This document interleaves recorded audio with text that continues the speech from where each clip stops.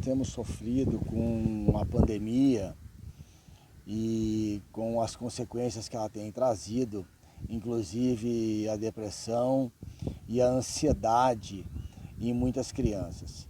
Eu não sei se vocês têm conhecimento, mas a depressão, ela nada mais é do que um contrapeso da ansiedade.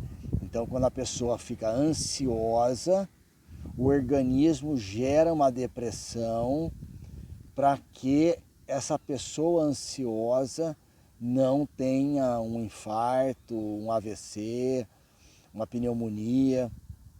Então a depressão vem como uma forma de inibir essa ansiedade, tá? Mas nós temos uma saída maravilhosa ensinada pelo apóstolo Paulo, numa complementação do ensino de nosso Senhor Jesus Cristo. É importante que nós entendamos o seguinte: o Antigo Testamento, ele traça a história, os sentimentos e as profecias a respeito do Messias. Os evangelhos, a história do Messias, e as cartas seguintes, a explicação da obra dessa história do Messias.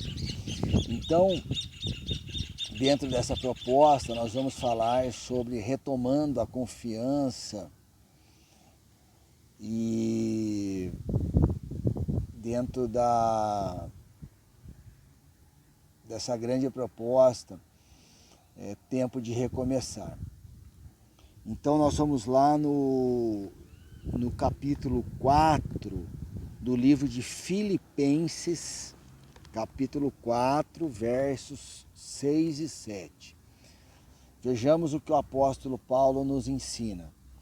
Não andeis ansiosos por coisa alguma, mas em tudo, pela oração e pela súplica, com ações de graças, sejam as vossas petições conhecidas diante de Deus. E a paz que excede todo entendimento guardará o vosso coração e a vossa mente em Cristo Jesus. Vamos primeiro compreender os dois versos. O que Paulo está dizendo aqui? Ele está complementando a oração do Pai Nosso. Jesus, quando faz a oração do Pai Nosso, nós vamos ter isso muito bem em mente, é como se ele fizesse um resumo do que é uma oração.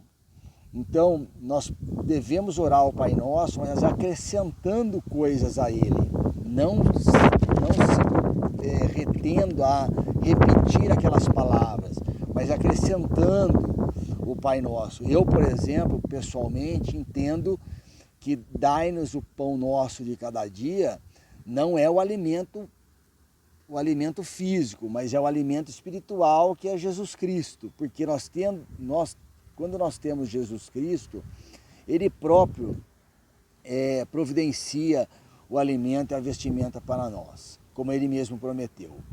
Então aqui o que Paulo está dizendo, ele está complementando a oração do Pai Nosso, que é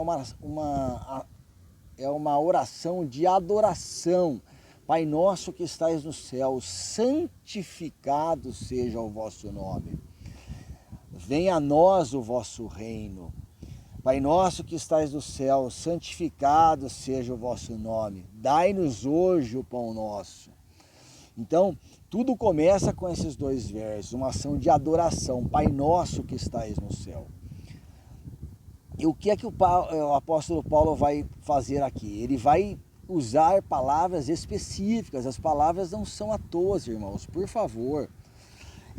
Vejam, não andeis ansiosos por coisa alguma, mas em tudo pela oração.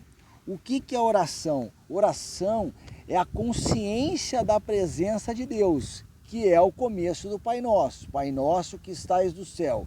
Quando eu falo isso, eu estou me conscientizando que eu estou diante do Deus Altíssimo. Então, é um ato de adoração, porque a adoração nada mais é do que uma sintonia entre a minha alma e o Espírito de Deus, tá? Essa é a verdadeira adoração. Por isso que quando a gente fala aleluia na igreja, a gente sabe quando uma pessoa está falando da boca para fora, ou quando a alma e o espírito dela estão conjugados com o Espírito de Deus. Porque quando isso acontece, o aleluia sai espontaneamente, ele não sai forçado, né? Então, esse é o primeiro ponto. Então, pela oração e pela súplica. O que são as súplicas? As súplicas são as necessidades particulares.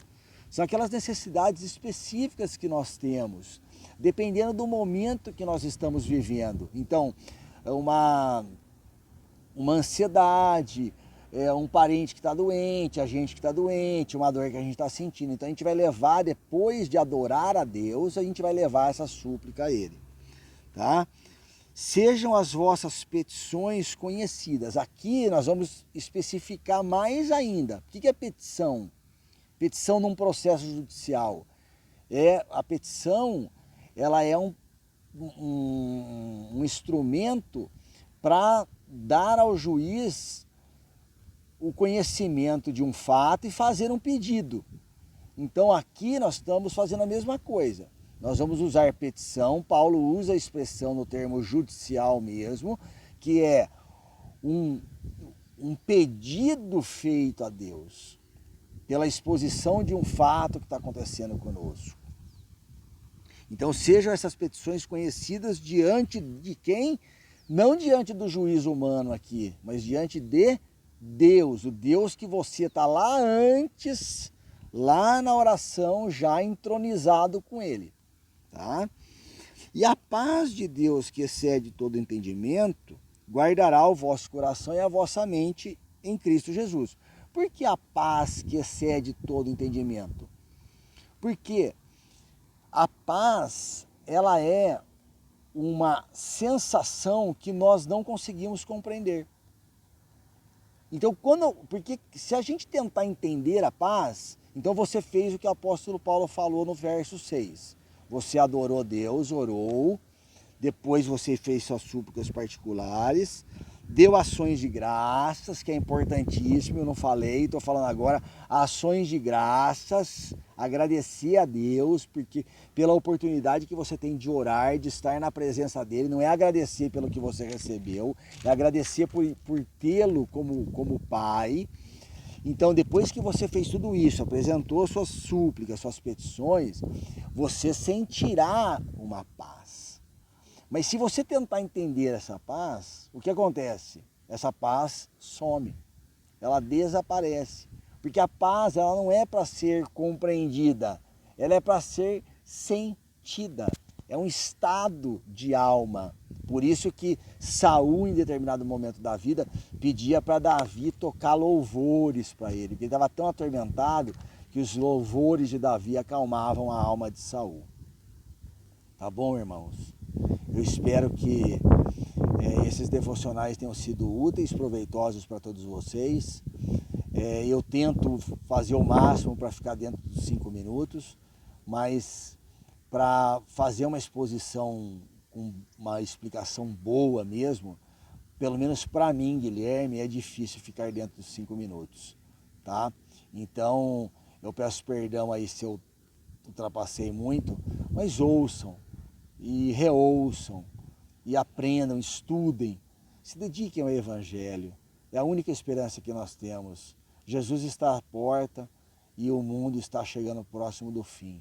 Lá vamos nós para o reino de Deus, habitarmos juntos na presença e beber do rio da água viva que flui do trono do Altíssimo. Aleluia. Deus abençoe a todos em nome de Jesus. Tchau.